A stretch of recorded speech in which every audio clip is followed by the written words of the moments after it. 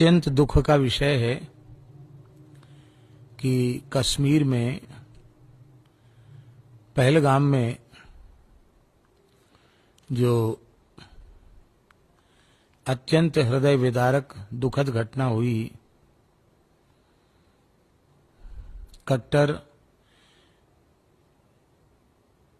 सांप्रदायिकता के जहर में अंधे हो रहे जो मुसलमान हैं, उन्हें आतंकी कहना भी बहुत उचित नहीं है। वे वस्तुतः धर्मांध जिहादी ही हैं, जिन्होंने पूछ पूछ करके हिंदुओं की नृशंस हत्या की।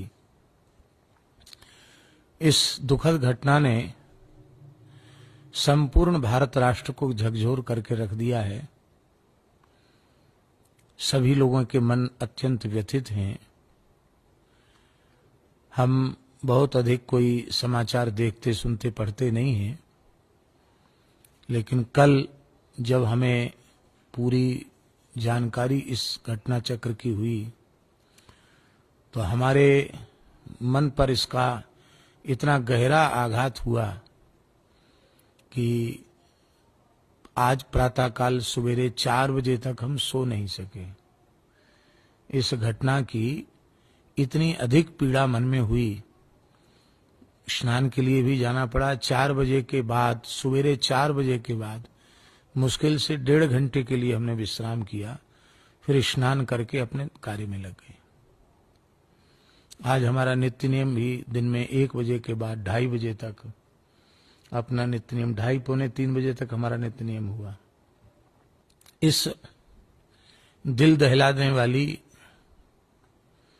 सबके भीतर आक्रोश भर देने वाली इस दुखद घटना को अब भारतीय सनातन हिंदू समाज को किसी भी अवस्था में सहन नहीं करना चाहिए। दुर्दांत अत्याचारी अन्यायी औरंगजेब के काल में ही श्री छत्रपति शिवाजी महाराज ने महाराष्ट्र में स्वतंत्र हिंदवी राज्य की स्थापना करके इसे हिंदू शासन घोषित कर दिया था। ठीक उसी प्रकार से महाराजा छत्रसाल, जो शिवाजी महाराज के अत्यंत अंतरंग थे, उन्होंने भी बुंदेलखंड क्षेत्र के बहुत बड़े भूभाग को, जिसमें कुछ अंश राजस्थान का, उत्तर प्रदेश का, मध्य प्रदेश का, महाराष्ट्र की सीमा तक, उन्होंने अपने स्वतंत्र बुंदेली राज्य को भी हिंदू राष्ट्र घोषित कर दिया था। बहुत प्रसिद्ध है, इत बरहद उत सोनहद इत चंबल उत तोंस, छत्रसाल से लड़न की रही न काहू होंस। तो एक ही काल में इन दो इस देश के महान सपूतों ने, एक छत्रपति शिवाजी महाराज ने और दूसरे महाराजा छत्रसाल ने, इतना बड़ा कार्य किया। तो आज अब वह परिस्थिति पुनः निर्मित हो चुकी है कि बिना किसी संकोच के भारतवर्ष को हिंदू राष्ट्र घोषित कर देना चाहिए और इस देश के जनमानस को सुखी रखने के लिए, इस देश का विकास और इसके ज्ञान का प्रकाश समग्र विश्व में हो, इसके लिए केवल हिंदू को ही मताधिकार यहां हो और जो अहिंदू है वह मताधिकार से सदा सर्वदा के लिए वंचित हो जाए।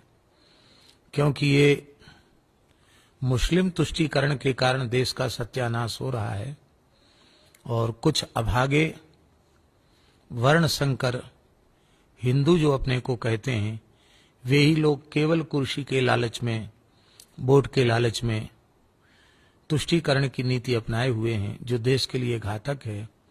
उसका मुख्य कारण है वोटों का लालच। हम ये नहीं चाहते हैं कि उन लोगों की तरह बिना अपराध के किसी की नृशंस हत्या कर दी जाए। रहते हैं रहें, पर उन्हें मताधिकार न हो, न चुनाव में खड़े होने का अधिकार हो, न वोट देने का अधिकार हो। रहें। हाँ, उनके पूर्वज हिंदू थे, यदि वे अपनी दुष्टता का त्याग करके और अपनी इस्लामिक कट्टरता का त्याग करके अपनी मुख्य धारा में वापस आकर भारतीय सनातनी हिंदू बनकर रहना चाहते हैं तो ही यहां रहें, अन्यथा इस देश में अब उनको रहने की आवश्यकता नहीं है। और भारत सरकार को चाहिए कि पाकिस्तान में जहां भारतीय हिंदू रह रहे हैं और अत्यंत कष्टपूर्वक यातना सह करके रह रहे हैं, उनको यहां बुला लेना चाहिए और यहां के जो इस्लामिक उग्रवादी हैं उनको तत्काल यहां से निष्कासित करना चाहिए। दुख की बात यह है कि जो स्थिति पाकिस्तान की है, बांग्लादेश की है, अभी बांग्लादेश में हिंदुओं के साथ कितना अत्याचार हुआ और अभी भी हो रहा है, लगभग वैसी ही स्थिति या उससे भी खतरनाक स्थिति बंगाल की है। बंगाल भी जल रहा है आग से, और केवल बंगाल नहीं जल रहा है, यहां की धरती पर रहने वाले, यहां का अन्न जल खाकर अपना निर्वाह करने वाले भारत राष्ट्र के विरोधी जो इस्लामिक कट्टरता वाले लोग हैं, वे भी भीतर से तैयार बैठे हैं गृह युद्ध के लिए। तो अब आर पार की लड़ाई लड़ करके इस इस्लामिक आतंकवाद का सफाया होना ही चाहिए। और अब आवश्यकता है कि अपने आपसी सारे मतभेद मिटा करके हिंदू मात्र को एकजुट होना चाहिए और शपथ पूर्वक इस देश का विकास और इसकी निरंतर उन्नति हो, इसके लिए भारत राष्ट्र के प्रति, भारत माता के प्रति अपनी अनन्य निष्ठा व्यक्त करते हुए संगठित होकर के मतदान करना चाहिए। और जो लोग हिंदू होकर के, भारतीय सनातनी होकर के मुस्लिम तुष्टीकरण के पीछे लगे हैं, उनका जाति से, समाज से पूरी तरह बहिष्कार होना चाहिए। ऐसे लोगों से किसी प्रकार का संपर्क संबंध नहीं रखना चाहिए।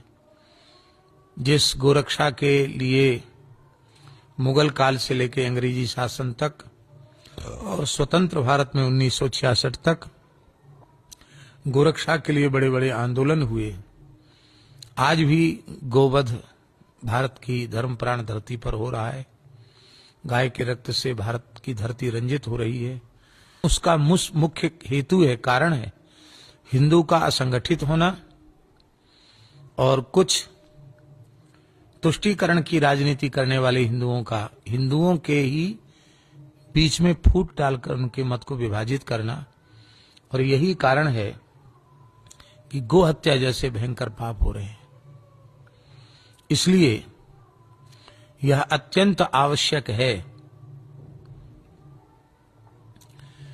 कि यदि हिंदू समाज गो हत्या के भयंकर पाप से बचना चाहता है तो उसे जिन लोगों के षड्यंत्र के कारण, तुष्टीकरण के कारण गोवध हो रहा है, ऐसे लोगों का सर्वथा बहिष्कार और त्याग करना चाहिए। किसी भी अवस्था में उन्हें अपना वोट नहीं देना चाहिए। जो इस प्रकार की तुष्टीकरण की विचारधारा वालों को वोट देंगे, निश्चित ही वो प्रत्यक्ष गोवध के पाप के भागी होंगे। इसलिए हमारा संपूर्ण हिंदू समाज से यह आग्रह है कि वह संगठित होकर के, और भगवान करें कि यहां गृहयुद्ध की स्थिति न आवे, लेकिन वातावरण जो दिखाई पड़ रहा है उससे लगता है कि यह देश गृहयुद्ध की ओर आगे बढ़ रहा है। और उस समय भारत माता की के स्वाभिमान की रक्षा के लिए प्रत्येक हिंदू को अपने प्राणपण की बाजी लगा करके और भारत माता की जो गरिमा महिमा है उसकी सुरक्षा में अपने आत्म बलिदान के लिए, आत्मोत्सर्ग के लिए कटिबद्ध रहना चाहिए। संत समाज को भी संगठित रहने की आवश्यकता है और भारतवर्ष में संतों से जुड़ा हुआ जितना हिंदू समाज है उनको कठोर शब्दों में और सबको एकजुट करने की आवश्यकता है। हम भगवान से प्रार्थना करते हैं कि इस संकट की घड़ी से देश उबरे और जिन लोगों की नृशंस हत्या की गई है उनकी आत्मा को शांति मिले।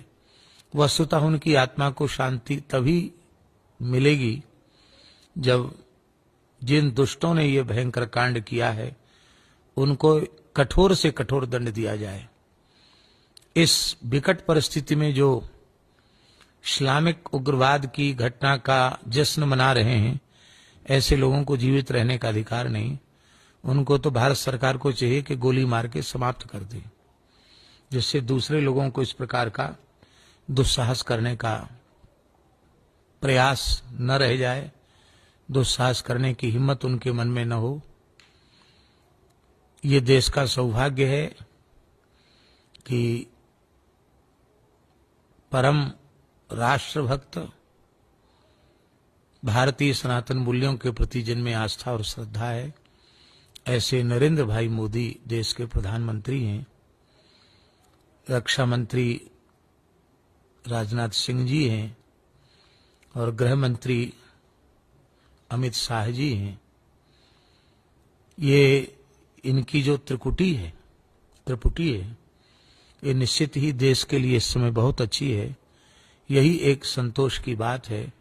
आज पूरे हिंदू समाज को शासन को अपना पूरा पुरजोर समर्थन देना चाहिए और जो निर्णय भारत सरकार ने लिए हैं, चाहे सिंधु जल समझौते को रोकने का निर्णय लिया है अथवा जो आवागमन बंद करने का निर्णय लिया है, इस पर अटल रहना चाहिए।